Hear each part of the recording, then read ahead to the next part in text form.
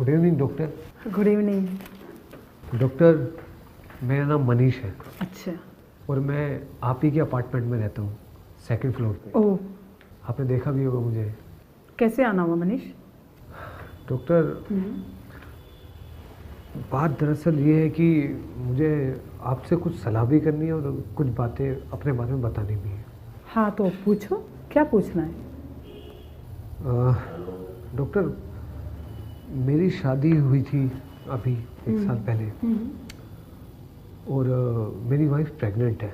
वाह, ये तो बहुत अच्छी खबर है। जी, और उसका तकरीबन 3 महीने का बच्चा पेट में है। अच्छा।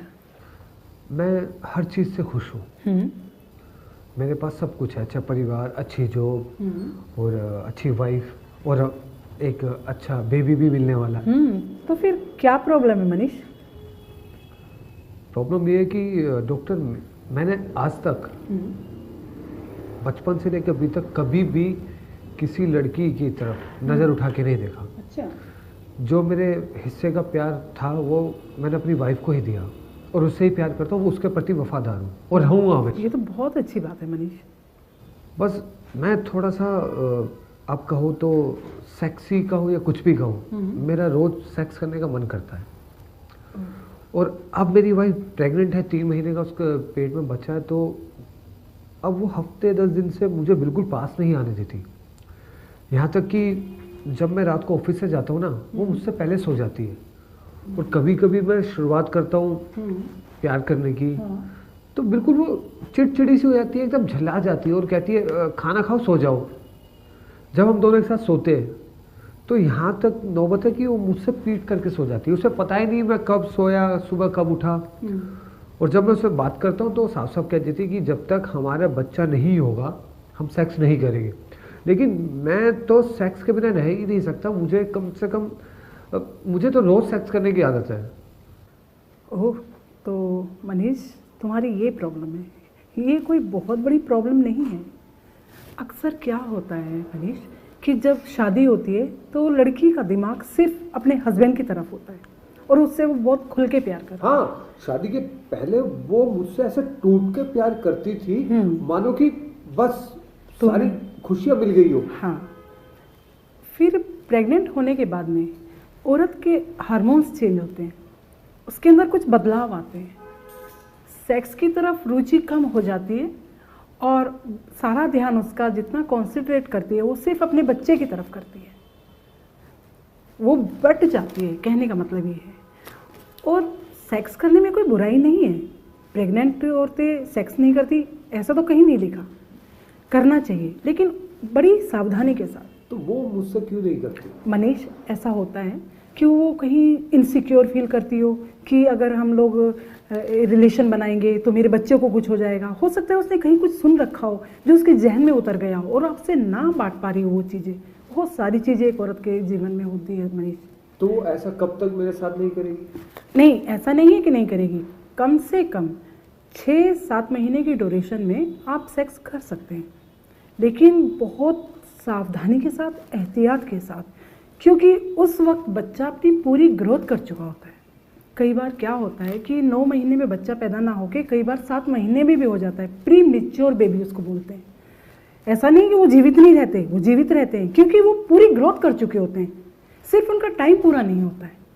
तो उस दौरान 7 महीने के बाद सेक्स करना बंद कर देना चाहिए। 7 महीने तक कोई प्रॉब्लम नहीं है, लेकिन कोई भी ऐसी हरकतें ना करें। जैसे कई बार होता है कि ड्रिंक करके आए, आपको पता ही नहीं है, नशे में है कि आप अपनी बीवी के साथ क्या कर रहे हो, कितना सेक्स कर रहे हो, कितना उसको इरिटेट कर रहे हो।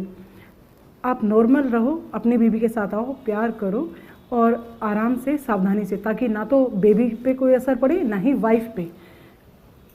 ठीक है डॉक्टर, एक सवाल और है मेरा। हाँ, पूछो। अब जैसे मेरी वाइफ प्रेग्नेंट है, लेडी जब प्रेग्नेंट हो उसके साथ कब तक सेक्स करा जा सकता है और कैसे सेक्स किया जाए? हाँ, बहुत अच्छा सवाल है मनीष। इसकी जानकारी हर मर्द को होनी चाहिए।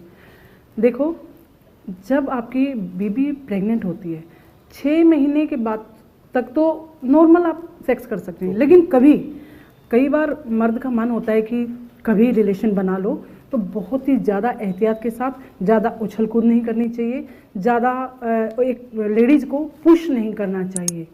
जब आप सेक्स कर रहे हो तो पुश नहीं करना चाहिए, क्योंकि उसका सारा असर उसकी बेबी पर होता है। अच्छा, मैं अपना वजन उसके ऊपर, हाँ बिल्कुल, पुश ना करें आप, उसे दबाव ना दें उसके ऊपर, क्योंकि उसके अंदर एक जीव होता है जो उसी के थ्रू सांस ले रहा होता है, दुनिया में आने के लिए तैयार हो रहा होता है। और सेक्स बच्चा होने के बाद मैटर वो करता है कि आपका बेबी सिजेरियन है या फिर नॉर्मल डिलीवरी हुई है, उस पर भी बहुत ज़्यादा मैटर करता है मनीष। अगर आपकी बेबी ने नॉर्मल डिलीवरी की है तो आप 1.5 महीने तक परहेज कर सकते हैं, उसके बाद में आप जो है ना रिलेशन बना सकते हैं। अगर उसका बच्चा सिजेरियन हुआ है, ऑपरेशन से हुआ है, तो आपको कम से कम 3 महीने का परहेज करना बहुत ज़्यादा ज़रूरी है, क्योंकि उस वक्त एक औरत की मांसपेशियां बहुत ज़्यादा कमज़ोर होती हैं, ऑपरेशन के बाद वो बहुत कमज़ोर हो चुकी होती है।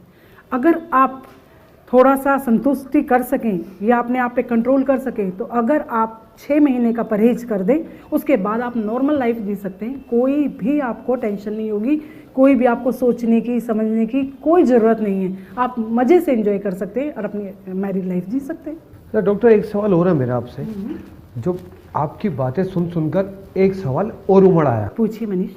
अब मेरी वाइफ प्रेग्नेंट है, हाँ। 3 महीने का बेबी इसके पेट में।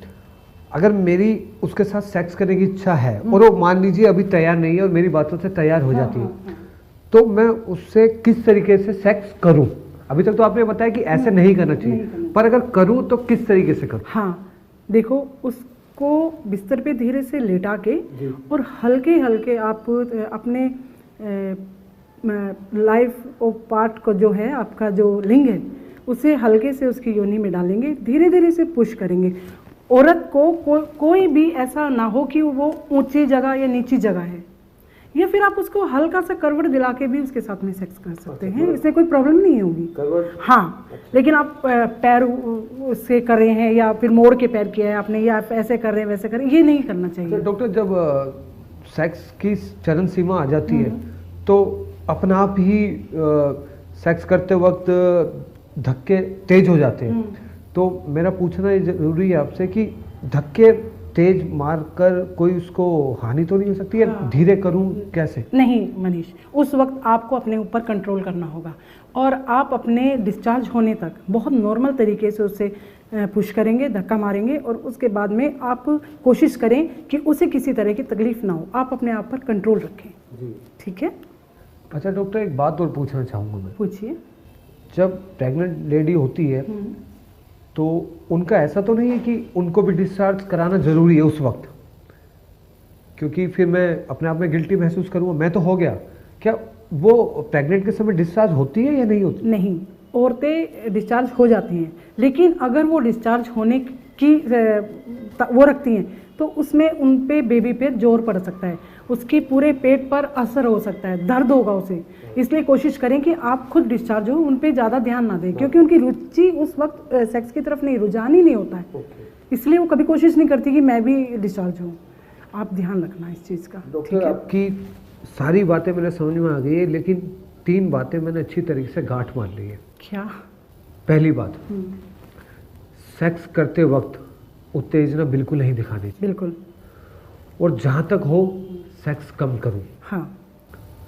तीसरा, मैं उसे प्यार दूँ, ना कि ज़बरदस्ती। बिल्कुल। और डॉक्टर, इन सब बातों से मुझे लगता है तभी मैं सुखी जीवन जी पाऊँगा। बिल्कुल मनीष। और अगर मैं आपके पास नहीं आता तो शायद मेरी लाइफ खराब हो जाती। नहीं मनीष, आप सारी इन बातों का ध्यान रखेंगे तो आपका बच्चा भी स्वस्थ होगा, आपकी मैरिड लाइफ भी बहुत अच्छी चलेगी, आपकी पत्नी भी आपसे बहुत खुश होगी, और जो अभी आपके साथ कोऑपरेट नहीं कर रही है, आप देखना बेबी होने के बाद वो कोऑपरेट करेगी, क्योंकि हार्मोन्स चेंज हो जाते हैं। अब मेरा भी एक वादा है, मेरी वाइफ की डिलीवरी आप ही के हाथ से होगी। Thank you. चलिए, थैंक यू। ठीक है, थैंक यू।